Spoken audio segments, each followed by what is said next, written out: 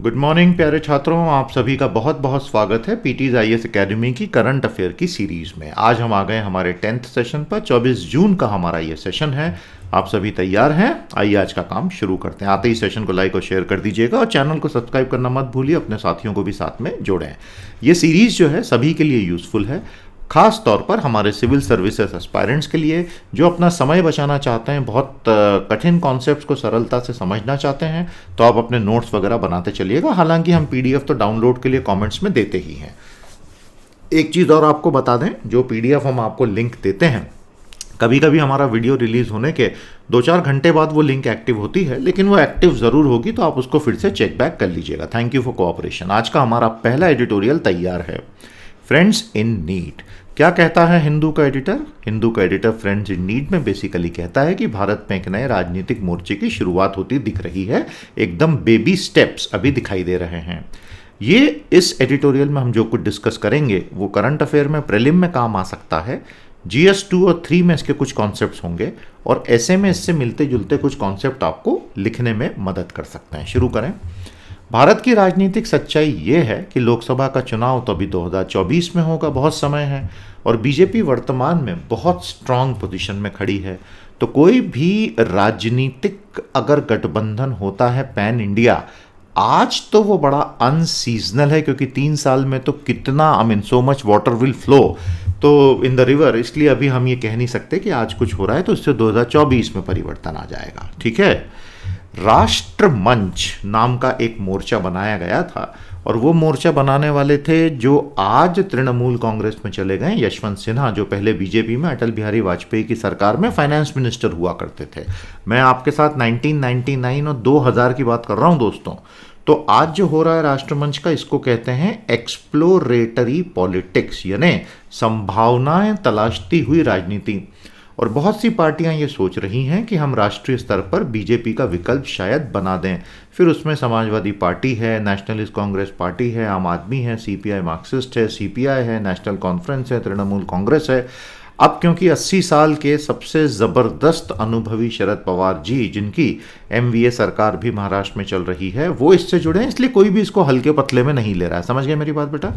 BJP का राष्ट्रीय वैचारिक प्रतिद्वंद्वी तो एक ही है, और वो है कांग्रेस।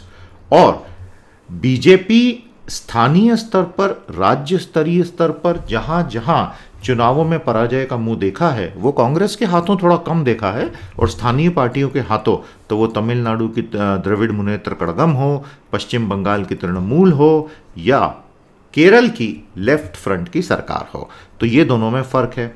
तो हमें बताइएगा दोस्तों कि ये जो 3 राज्य हैं, केरल, तमिलनाडु और पश्चिम बंगाल, तीनों की राजनीति की एक एक विशेषता कमेंट थ्रेड में जरूर शेयर कीजिएगा। Reason the Congress is not really doing well nationally, politically and electorally, वो इसलिए कि उनके जो नेता हैं राहुल गांधी, उन्होंने बीजेपी के खिलाफ एक बड़ा प्रिंसिपल्ड स्टैंड कंसिस्टेंटली लिया हुआ है, लेकिन खुद उनकी पार्टी में लीडरशिप को लेके वही कदम पीछे खींच लेते हैं, और इसलिए पोजीशन बहुत वीक हो जाती है। पवार साहब काफ़ी सीनियर हो चुके हैं, और ये सभी जानते हैं कि कांग्रेस के बिना कोई पैन इंडिया ऑल्टरनेटिव तो बनेगा नहीं, तो उसको तो जोड़ना पड़ेगा। लेकिन क्या स्मॉलर पार्टीज के साथ इंगेजमेंट होगा, ये एक सवाल है। बहुत सी स्मॉलर पार्टीज आपस में ही काफ़ी compete करती हैं। कुछ क्षेत्रीय पार्टियां जो हैं, तेलंगाना का टीआरएस हो गया, आंध्र का वाईएसआरसीपी हो गया, ओडिशा का बीजू जनता दल हो गया, वो बड़ा फूंक फूंक के राष्ट्रीय राजनीति पर कुछ भी बोलते हैं या कदम उठाते हैं, क्योंकि उनको पता है कि उसमें पलटवार में उनका नुकसान बहुत हो सकता है। तो आपने हाल ही में सुना होगा, आंध्र प्रदेश के चीफ मिनिस्टर और भारत के वर्तमान चीफ जस्टिस को लेकर एक बहुत बड़ा कंट्रोवर्सी छिड़ गई थी। सुना है उस बारे में? क्या थी वो कंट्रोवर्सी, बताइएगा। हिंदू में कवर भी हुई थी अच्छे से। तो राजनीति जो होती है ना दोस्तों, it is about circumstances shaping actions, यानी परिस्थितियां ही आपके डिसीजंस को तय करती हैं। और बहुत सारे 7 साल के इश्यूज अब इकट्ठे हो गए, जिनको शायद राजनीति में एक नई अप्रोच की ज़रूरत है, ऐसा कई लोग मान रहे हैं। ये इसमें समझाया गया। तो सरल एडिटोरियल था। चैलेंज यही है कि अब आपको पैन इंडिया एक पूरा का पूरा चैलेंज अगर खड़ा करना है 2024 में, तो आपको स्टेट लेवल के जितने विजेता हैं उनको जोड़कर एक कॉम्प्रिहेंसिव पिच बनानी पड़ेगी कि हर कोई उसके साथ जुड़े और देश के लोगों को वो बात समझ में आए। तो इसकी क्विक समरी कमेंट थ्रेड में निकालिएगा। मजा आया आपको? तो आज का दूसरा एडिट तैयार है। America and Iran must engage and resolve.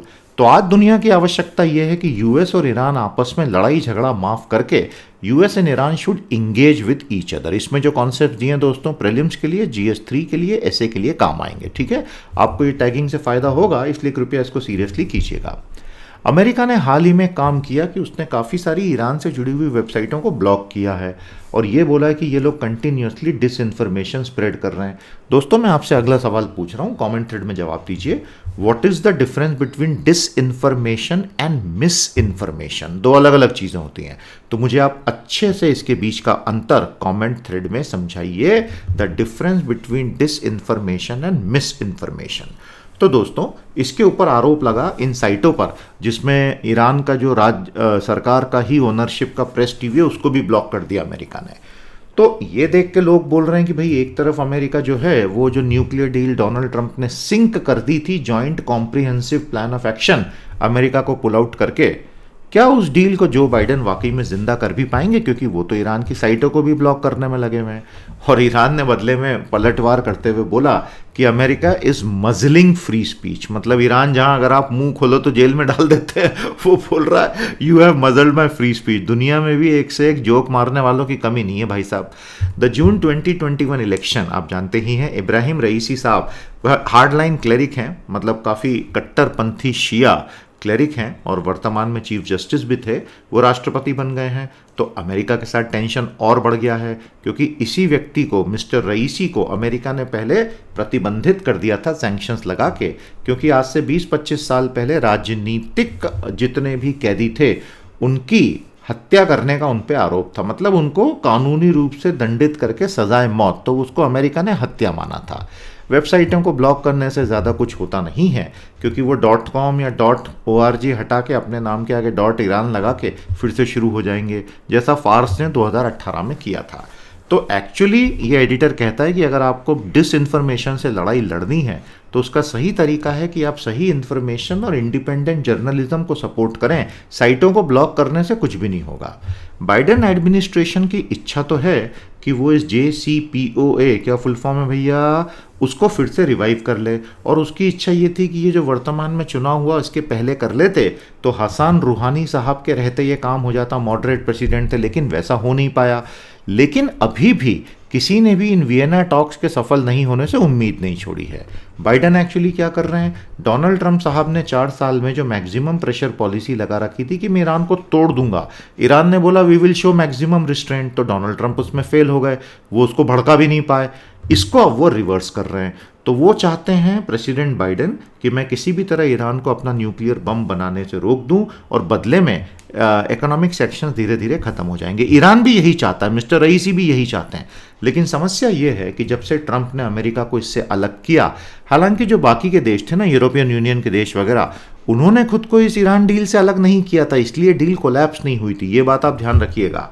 समस्या ये हुई कि ट्रंप ने जब से अमेरिका को बाहर निकाला, उससे क्या हुआ कि ईरान को एक बहुत अच्छा मौका मिल गया, बहाना मिल गया, तरीका मिल गया कि वो अपने यूरेनियम का संवर्धन करता चला गया, हायर फ्यूएल एनरिचमेंट, और सेंट्रीफ्यूज बनाते चला गया, जो कि बम बनाने के लिए ज़रूरी होते हैं। अब अमेरिका ये बोल रहा है कि भाई जो ओरिजिनल शर्तें थी तुम उसी पे वापस आओ। ईरान बोलता है ऐसा कैसे हो सकता, हम तो बहुत आगे निकल आए हैं, छोड़ आए हम वो गलियां। Biden wants talks on Iran's regional interventions also. साथ ही साथ अमेरिका, और ये समझदारी का काम कर रहा है, ईरान से बोल रहा है कि तुमने पूरे मिडिल ईस्ट में जो अपने शिया प्रॉक्सीज, अपने खास पट्टे छोड़ रखे हैं यहाँ वहाँ, जो यहाँ वहाँ हिंसा करते रहते हैं, उनको रोको और तुम्हारा मिसाइल प्रोग्राम, उस पर बातचीत करो। मिस्टर इब्राहिम रईसी ने बोला है कि इस पर तो बात कुछ भी होगी नहीं, ये तो तुम भूल ही जाओ। तो बाइडेन को अब बहुत जल्दी कुछ करना होगा, अगस्त में रईसी साहब सत्ता में कंट्रोल डायरेक्टली ले लें उसके पहले। तो ये कहानी थी प्यारे दोस्तों अमेरिका ईरान के JCPOA डील की। तो आपको क्या लगता है, डील होगी नहीं होगी, क्या लगता है आपको, बताइए कमेंट थ्रेड में। और मिडिल ईस्ट में शिया सुन्नी संघर्ष क्या चल रहा है उस पर भी कोई राय रखिए। आज का तीसरा एडिटोरियल बड़ा प्यारा एडिटोरियल लिखा है, सुहासिनी हैदर ने लिखा है, प्रीलिम्स के लिए, GS3 के लिए, ऐसे के लिए यूजफुल है, geopolitics shadow on Kashmir policy. Bharat सरकार की कश्मीर नीति पर भू राजनीति का बढ़ता हुआ प्रभाव, और ये भू राजनीति अफगानिस्तान से निकली है जो दरअसल अमेरिका चीन दोनों से कनेक्टेड है। तो प्यारे दोस्तों, अगस्त 2019 में मोदी सरकार ने जम्मू और कश्मीर राज्य का पुनर्गठन कर दिया। आर्टिकल 370 को उन्होंने काफ़ी हद तक टोन डाउन कर दिया, उसको रीस्ट्रक्चर कर दिया। तब ये कहा गया था कि वहाँ पर आतंकवाद और हिंसा बहुत ज़्यादा फैल गई है, पत्थरबाजी फैल गई है, इसको ख़त्म करेंगे। जून 2021 आते आते 2 साल बीत चुके थे। प्रधानमंत्री मोदी और गृह मंत्री अमित शाह ने उस डिसीजन के पीछे के बहुत सारे ऑब्जेक्टिव्स को अब रीथिंक करना शुरू किया है। वो जो डिसीजन लिया गया था ना, तब आपको 3 ऑब्जेक्टिव्स बताए गए थे। मतलब टेरर वायलेंस खत्म करना है, वो तो खैर है ही है। पहला था इन्वेस्टमेंट और डेवलपमेंट कश्मीर में भर भर के लाएंगे। पाकिस्तान ऑक्यूपाइड कश्मीर और अक्सई चीन को हम पाकिस्तान और चीन से किसी भी कीमत पर वापस छीन लेंगे। और कश्मीर की राजनीति में जो कुछ परिवारों ने पूरा कब्जा कर लिया और खूब नोट कमाए, इनको हम खत्म कर देंगे और नया कश्मीर बनाएंगे। ये 3 वादे किए गए थे। लेकिन हुआ ये है कि पिछले 2 साल का रिकॉर्ड अगर आप देखते हैं तो कश्मीर में परिवर्तन आ नहीं पाया। फिर उसके बाद मार्च 2020 से पैंडेमिक आ गया, तो बची खुची कसर पूरी हो गई। टेरर इंसिडेंट्स लगातार बढ़ते जा रहे हैं और कश्मीर के लाखों नागरिकों ने जो व्यक्तिगत रूप से इसकी कीमत चुकाई है, 213 दिनों तक जीरो इंटरनेट, हज़ारों लोग जेल में, सारे स्कूल बंद, इनकम बुरी तरह गिर गई क्योंकि टूरिज्म गिर गया, तो ये वहाँ पे स्थानीय स्तर पर बहुत दर्द फैल गया। तो इन्वेस्टर्स कन्विंस नहीं हो पाए। सरकार बोलती है कि हमारे पास 400 मेमोरेंडम ऑफ अंडरस्टैंडिंग तैयार हैं, मतलब एक अनुबंध पत्र तैयार है कि भाई हम आएंगे, पैसा लगाएंगे, हज़ारों करोड़ लगाएंगे। लेकिन ज़मीनी स्थिति देख के निवेशक बोलते हैं यार कुछ समय रुक जाते हैं, तो एक्चुअल पैसा नहीं आया। अब कश्मीर को तो छोड़ें, मुख्य भारत में ही अर्थव्यवस्था में इतना डावाडोल चल रहा है, तो कश्मीर में कुछ एकदम क्रांतिकारी होगा, इस बात की संभावना आर्थिक रूप से कम है। होम मिनिस्टर अमित शाह साहब ने लोकसभा में कहा था कि हमें चाहे कुछ भी करना पड़े, हम पाकिस्तान ऑक्यूपाइड कश्मीर और अक्सई चीन तो ले लेंगे। लेकिन आज ये स्थिति पहले से बहुत बदल गई है, बहुत मुश्किल हो गया है, क्योंकि अप्रैल 2020 से चाइना ने जो लाइन ऑफ एक्चुअल कंट्रोल के ऊपर अचानक से सेना की तैनाती करके कुछ ज़मीनें हमसे हड़प ली और पीछे हटने को वो तैयार नहीं है, तो भारत के सारे प्रयास की स्टेटस को एंटे हम ले आए, वो पूरी तरह से फेल हो गए। चाइना डिसंगेज कर ही नहीं रहा है। स्टेटस को एंटे का मतलब होता है युद्ध होने से पहले की यथास्थिति। स्टेटस को यानी यथास्थिति, एंटे यानी एंटे बेलम, युद्ध होने से पहले का। समझ में आ गया? स्टेटस को एंटे, एंटे बेलम, बेलम यानी युद्ध, बेलिजरेंट व्यक्ति यानी जो युद्धक व्यक्ति होता है। और भारत अब ये मान चुका है, हमारे तो आर्मी चीफ भी बोल चुके हैं कि देखो भाई ऐसा है कि 2 फ्रंट सिचुएशन वाकई में बन सकती है, एक तरफ से पाकिस्तान, एक तरफ से चीन। हम युद्ध की बात कर रहे हैं, 2 फ्रंट सिचुएशन। समझ में आ गया? तो भारत के सीडीएस कौन है, नाम बता दो हमें। अब ये पीओके का जो एक्शन है ये करना इसलिए मुश्किल है क्योंकि पीओके अफगानिस्तान के बहुत करीब है और अफगानिस्तान से अमेरिका बाहर निकल रहा है और अफगानिस्तान में तालिबान का शासन आएगा, इस बात की संभावना बढ़ गई है। भारत सरकार ने अभी हाल ही में जम्मू कश्मीर की 14 राजनीतिक नेताओं को बोला कि आप आके दिल्ली में हमसे बात कीजिए। तो इससे क्या पता चलता है, जिन लोगों को अभी कुछ समय पहले गुपकार गैंग के नाम से अपमानित किया जा रहा था कि ये देश के दुश्मन हैं, उन्हीं को अब चर्चा के लिए बुलाया जा रहा है। तो नया कश्मीर बनाने के प्रयासों में अब डायरेक्शन चेंज किया जा रहा है। कोशिश की गई थी कि अपनी पार्टी नाम की एक नई party district development council election से खड़ी कर दी जाए, लेकिन वो इतना कुछ ज़्यादा हासिल नहीं कर पाए। तो सरकार को भी समझ में आ गया। भारत के जो हमारे विदेश मंत्री हैं एस जयशंकर, बड़े क्यूट इंसान हैं, दुनिया भर में घूमते रहते हैं, बहुत मेहनत कर रहे हैं दुनिया को कन्विंस करने के लिए कि Kashmir is purely an internal issue. लेकिन उनकी किस्मत ऐसी है कि वो जितना ये फैलाते हैं कि Kashmir is an internal issue, उतना ज़्यादा दुनिया भर के जो सांसद हैं वो कश्मीर पे चर्चा कर रहे हैं। अमेरिका, यूरोपियन यूनियन, यूके और नॉर्डिक कंट्रीज़ में लगातार कश्मीर पे बातें हुई हैं। यहाँ तक कि संयुक्त राष्ट्र की सुरक्षा, देखिए दोस्तों ये तो फैक्ट्स है ना, ये जो चीज़ें बता रही हैं सुहासिनी, इसमें वो फैक्ट्स बता रही हैं जो भारत के सभी अखबारों में मुख्य पृष्ठ पे छपे हैं। तो ऐसा तो नहीं कि मन से बना के बता रही हैं। तो ये फैक्ट्स आपको कहीं ना कहीं काम आ सकते हैं, एग्जाम में ध्यान रखिएगा। संयुक्त राष्ट्र सुरक्षा परिषद में जहां 1971 के बाद कश्मीर पे कभी बात तक नहीं होती थी, 2019 के बाद 3 बार औपचारिक रूप से बात हो गई। तो ये बिल्कुल साफ है कि जब से चाइना घुसा है एलएसी में, हमारे ईस्टर्न लद्दाख में, तब से भारत और पाकिस्तान के बैक चैनल टॉक्स तो चालू हो गए हैं और दोनों ने ही अपना अपना बहुत ही तल्खी वाला रवैया जो था, गुस्से वाला एग्रेशन का, उसको थोड़ा ठंडा कर दिया है। पाकिस्तान पहले बोलता था कि आर्टिकल 370 को हम मानते ही नहीं, अब वो बोलता है कि आर्टिकल 370 को फिर से रीइंस्टेट कर दो। तो मतलब वो भी ठंडा तो हो ही गया है, क्योंकि उसको भी डर है कि मेरी ब्लैक लिस्टिंग अगर फाइनेंशियल एक्शन टास्क फोर्स से होगी तो आज उसके पास पैसा नहीं है, कल तो मतलब पैसा भी नहीं है और ऊपर से ब्लैक लिस्टेड है ना, फिर बहुत दिक्कत हो जाएगी। कहीं ना कहीं अमेरिका का दबाव इस पूरी परिस्थिति पे बहुत ही स्पष्ट हो चुका है। अमेरिका चाहता है कि वो 11 सितंबर 2021 के पहले अफगानिस्तान छोड़े, तब तक कोई दूसरा बड़ा उसको झगड़ा नहीं चाहिए। और पर्दे के पीछे सऊदी अरब, कतर और यूनाइटेड अरब एमिरेट की तरफ से भी कहीं ना कहीं एक जेंटल पुश दोनों देशों को दिया जा रहा है। यूएई ने तो खुल के बोल ही दिया था ना कि हम मीडिएट कर रहे हैं इस मामले में, तो मतलब बाहरी ताकतें मीडिएट तो कर ही रही हैं।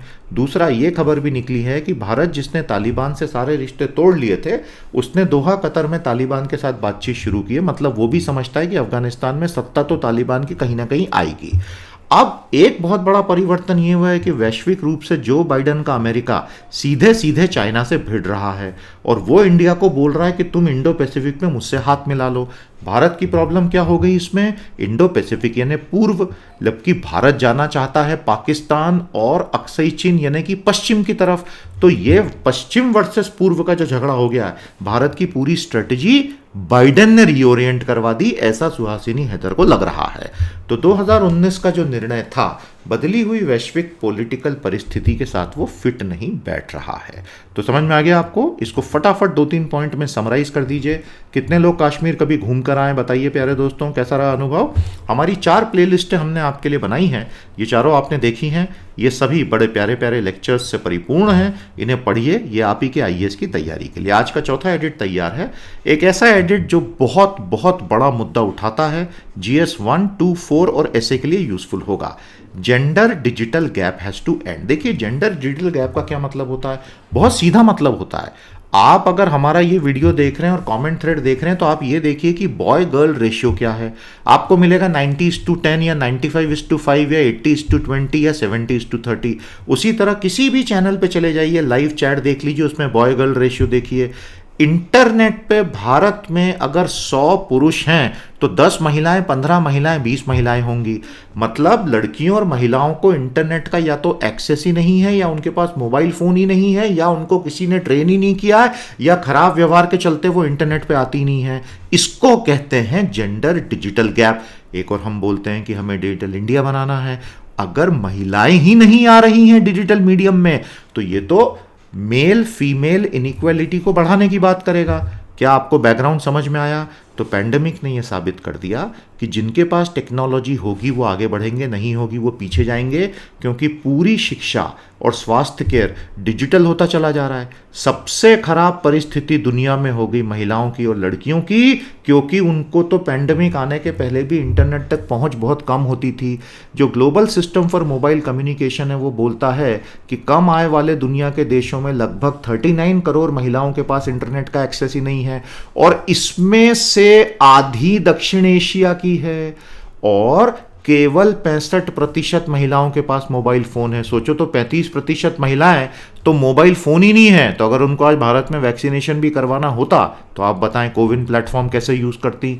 भारत में केवल 15% महिलाएं इंटरनेट यूज करती हैं। साथियों, बहुत शांति से ठंडे दिमाग से सोचना, भारत में 85% women and girls have no access to internet. तो आप अधिकारों की समानता की क्या बात कर रहे हैं? वो तो कभी होनी ही नहीं है। तो इस वजह से महिलाएं हर क्षेत्र में अब पिछड़ गई हैं, बहुत भयंकर, और ये स्वीकार्य नहीं है। ऐसा इन दोनों ऑथर्स का कहना है जो यूनाइटेड नेशन से जुड़े हुए हैं। फिर वो कहते हैं कि इसी वजह से आज की तारीख में भारत में पुरुषों का वैक्सीनेशन महिलाओं से 17% ज़्यादा हो गया, क्योंकि एक्सेस ही नहीं महिलाओं को। परिवारों के भीतर अगर एक ही मोबाइल फ़ोन है या एक ही लैपटॉप है, तो इस बात की संभावना ज़्यादा है कि लड़कियों को तो वो यूज़ करने को मिलेगा नहीं। एक और कारण भारत जैसे देशों में ये होता है कि जो पुरुष होते हैं, फादर हो गए, सन हो गए, ब्रदर हो गए, उन्हें बड़ा डर लगता है कि अगर लड़कियों के हाथ में मोबाइल और लैपटॉप आ गया तो कल को तो वो बहुत सारी पैट्रियार्कल सोसाइटी के बिलीव्स पे सीधे सीधे सवाल उठाएंगी। तो वो चाहते ही नहीं कि स्थिति बदले। बट इस वजह से अब लड़कियां मुख्य धारा से बाहर होती जा रही हैं। फेमिनिज्म का मतलब सिर्फ विमेन अधिकार नहीं, लेकिन समावेशन होता है, लोकतंत्र होता है, पारदर्शिता होता है, और सभी के लिए समान अवसर। फेमटेक का मतलब होता है फेमिनिस्ट टेक्नोलॉजी। आपने एडटेक सुना होगा, एजुकेशन टेक्नोलॉजी। फेमटेक यानी फेमिनिस्ट टेक्नोलॉजी, उसका मतलब सबको साथ लेके चलो। तो यूएन विमेन नाम का जो इनका संस्थान है वो यही कह रहा है कि सारी कंपनियां इस बात के लिए एग्री करें कि हम भविष्य में मेल्स फीमेल सबको इक्वल एक्सेस हिसाब से प्रोडक्ट्स और सर्विसेज बनाएंगे। फिर वो कोशिश कर रहा है ये यूएन विमेन संगठन जो है कि 2026 तक ज़्यादा से ज़्यादा लड़कियों और महिलाओं को स्टेम कोर्सेस में एनरोलमेंट करवाए, साइंस टेक्नोलॉजी इंजीनियरिंग मैथमेटिक्स, तभी तो डिजिटल डिवाइड में प्रोडक्ट कम बनना शुरू होंगे। आज की technologies are created by man for man, use by man. इस वजह से वो महिलाओं को अपील भी नहीं कर पाती। जीएसएमए कहता है कि अगर आपने ये पूरा जेंडर गैप क्लोज किया तो दुनिया भर का जीडीपी बढ़ेगा और भारत जैसे देश में तो जीडीपी बहुत तेजी से बढ़ेगा। आज की तारीख में जितने भी ऐप्स होते हैं वो नॉर्मली यंग लड़के या यंग आदमियों के लिए होते हैं। महिलाओं के हिसाब से ना तो ऐप्स उतने बनाए जाते हैं, लेकिन बनाने की आवश्यकता है और ये स्वीकार्य नहीं है। इतना भयंकर अन्याय, जेंडर डिजिटल गैप, जहां भारत की केवल 15% महिलाएं आज की तारीख में इंटरनेट यूज कर रही हैं, दिस हैज टू चेंज। समझ में आ गया आपको? समराइज कीजिए कमेंट थ्रेड में। क्या आप एग्री करते हैं इस बात से? बताइएगा। प्यारे साथियों, आज के हमारे इन्फोग्राफिक्स में कोविड का ये स्टेटस चेक इसने दिया है कि किस तरह से अलग अलग देशों में नंबर ऑफ केसेस कितने चल रहे हैं, क्यूमुलेटिव केस लोड। तो आप देख रहे हैं इंडिया, यूएस, ब्राजील, ये सब एकदम आगे चल रहे हैं। उसके अलावा मौतों में आपको दिखेगा ब्राजील, इंडिया, यूएस ये आगे चल रहे हैं और वैक्सीनेशन का प्लॉट भी आपके सामने है। तो ये continuous day to day tracking चल रही है। अब आप ये देखेंगे कि कल भारत जो है दुनिया का दूसरा देश बन गया अमेरिका के बाद, जहां 3 करोड़ से ज़्यादा केसेस हो चुके हैं और ये तो ऑफिशियल रिकॉर्ड है। अनऑफिशियली ये नंबर इससे कहीं ज़्यादा हो सकता है। उस बात को लेकर इकोनॉमिस्ट पत्रिका ने अनुमान लगाया था 5 से 10 गुना होगा। हमारे हेल्थ मिनिस्टर डॉक्टर हर्षवर्धन ने उस रिपोर्ट को रिजेक्ट किया है। सीसीआई जो है, भारतीय प्रतिस्पर्धा आयोग, कॉम्पिटिशन कमीशन ऑफ इंडिया, उसने फिर से गूगल के खिलाफ एक कॉम्पिटिशन की जांच बिठा दी है। इससे पहले भी एक बैठी थी और ये उसकी दूसरी बैठी। दुनिया भर में गूगल के साथ ये प्रॉब्लम तो है। चाइना के 100 साल जो हैं कम्युनिस्ट पार्टी के जुलाई में पूरे हो गए हैं और शी जिनपिंग को भगवान बना के दुनिया को परोसने की जो कोशिश है चाइना काफ़ी समय से कर रहा है और इस बार तो वो और ज़्यादा करेगा। 100 years of the communist party in July 2021।